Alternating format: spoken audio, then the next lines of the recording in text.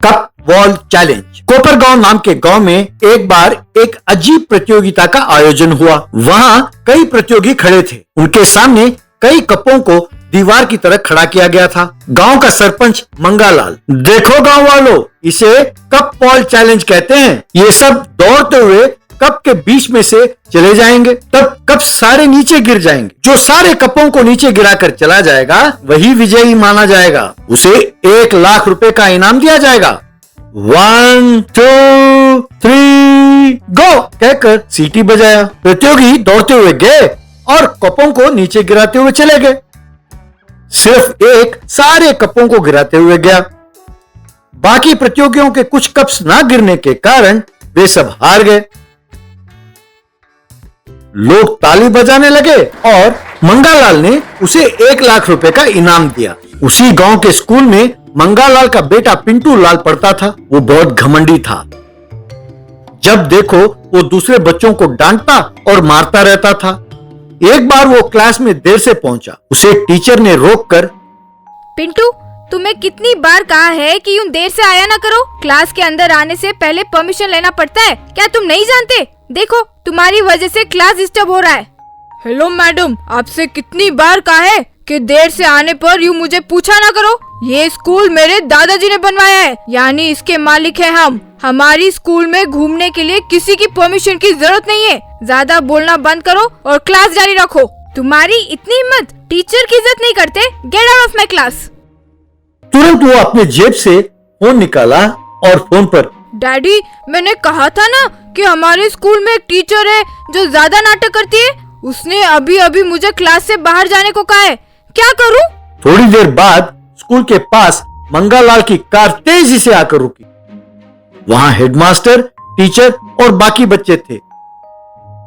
क्यों मैडम, तुम ही हो जो नाटक करती हो? मेरे बेटे ने बताया था। क्यों हेडमास्टर, हमारे दिए तनख्वाह पर जीने वाले तुम लोग हमें ऑर्डर दोगे? चुपचाप इस टीचर को नौकरी से निकालकर बाहर भेज दो या फिर तुम जाओगे, सोच लो। तब पाचू नाम का एक लड़का, सर, गलत आपके बेटे ने किया और आप हमारे टीचर को बाहर जाने को कह रहे हैं। ये तो गलत है। बेटे ने गलती की तो उसे डांटने के बजाय आप उसका पक्ष ले रहे हो। अरे तुम वो रिक्शा वाले बाबूलाल के बेटे हो ना? ज्यादा बड़ी बड़ी बातें करोगे तो दांत तोड़ दूंगा। तू भी बाहर जाएगा क्या इस मैडम के साथ? ये सुनकर वो डरकर पीछे हट गया। टीचर अपमान ना सह पाए और वहां से चली गई।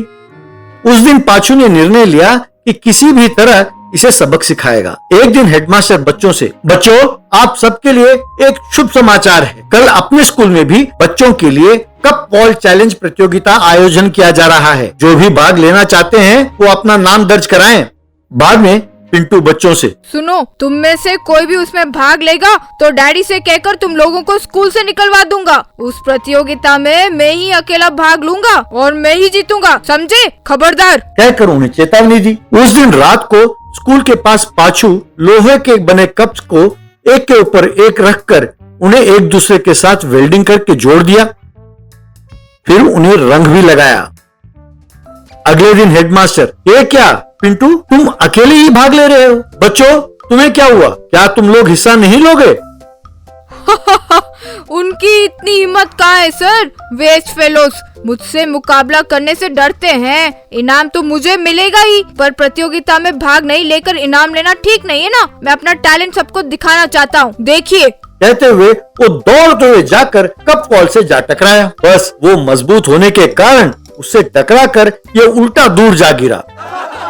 फिर वो सिर पकड़कर, बाप रे, बाप रे, मैं मर गया, मैं मर गया कहकर चिल्लाने लगा। तब बच्चे सब हंसते हुए लोटपोट हो गए। ये देखकर पिंटू बहुत शर्मिंदा हुआ। बाद में पाचू पिंटू से, पिंटू, ये कप वॉल मैंने ही बनाया था। झूठ बोलना मुझे पसंद नहीं है। मैं स्कूल छोड़कर जाने के लिए तैयार होकर ही ये हरकत किया। बच्चों की गलतियों को बड़े सुधारते हैं ऐसे कहते हैं, पर तुम्हारे पिताजी गलती करके तुम्हें बिगाड़ रहे हैं। ये बात तुम जितनी जल्दी जान जाओगे उतना अच्छा है। मुझे माफ करो दोस्तों, पाचू की इस हरकत से मैं अपनी हरकत जान गया हूँ। अब से मैं आप सबके साथ ही मिलकर रहूंगा। चलो हम सब लोग मिलकर टीचर को वापस ले आते हैं। यूं सब मिलकर गए और टीचर को स्कूल ले आए। तब से पाचू और पिंटू अच्छे दोस्त बने और मिलजुल कर रहने लगे। सिलीगुड़ी नाम के गांव में हर्षद मेहता नाम का एक धनवान व्यक्ति हुआ करता था। उसके बेटे का नाम संदीप मेहता था। पैसे ज्यादा होने के कारण हर्षद मेहता को घमंड बहुत ज्यादा था। उसके घर के पास ही श्रीमान नाम का एक व्यक्ति रहता था। श्रीमान को राजीव नाम का एक बेटा भी हुआ करता था। श्रीमान एक कार शेड में काम किया करता था। संदीप राजीव दोनों एक ही स्कूल में पढ़ाई करते थे। दोनों अच्छे दोस्त होने के कारण साथ में खेलना, साथ में घूमना और एक साथ खाना खाना वगैरह करते थे। संदीप अपनी कार में स्कूल आता था तो राजीव पैदल आता था। एक दिन राजीव, संदीप, तुम्हारी कार बहुत अच्छी है, इसके सीट्स बहुत नरम है। दोस्त, आ एक बार चढ़ के तो देख, तुझे ही मालूम पड़ेगा। कम ऑन, आजा, बैठ। छोटे साहब, डैडी को मालूम पड़ेगा तो गाली देंगे। मेरी बात मानिए, आप उन्हें मत बिठाइए। मेरे पापा वैसे नहीं है, वो कुछ नहीं कहेंगे। बेकार में चिंता मत करो। आ राजीव, आके बैठ। वैसे दोनों कार में गए। कितना अच्छा लग रहा है इसमें बैठने से।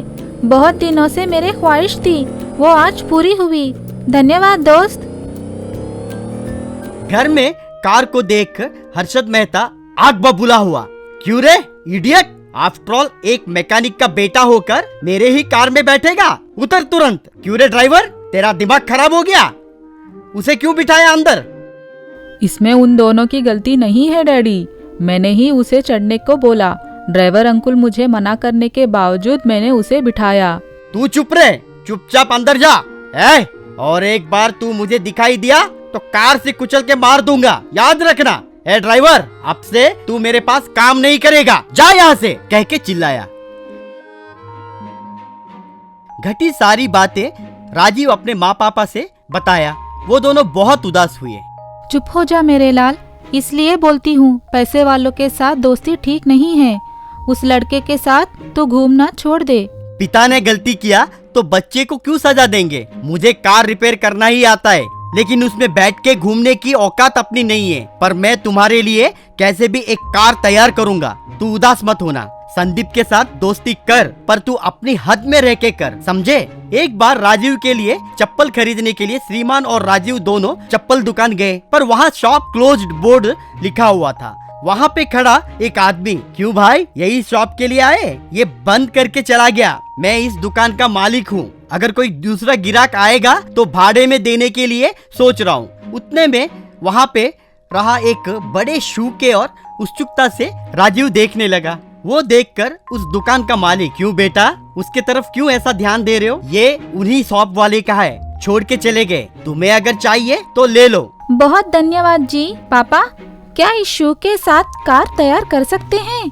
एक बार सोचिए। बहुत अच्छा आइडिया है रे। मेरे पास एक पुराना इंजन है और एक पुराना टायर भी है, उससे मैं शू कार जरूर तैयार करूंगा। वैसे श्रीमान एक शू कार तैयार किया। उसमें वो राजीव को बिठा के जाते ही ग्रामवासी सभी आश्चर्य से देखने लगे। रोज राजीव उसी कार में स्कूल जाया करता था, बाद में उसी कार से घर लौटता था। उस कार को देखकर बच्चे सभी खुशी खुशी तालियां बजाते थे। बाद में श्रीमान छोटे बच्चों को भी अपनी कार में बिठा के खुश होता था।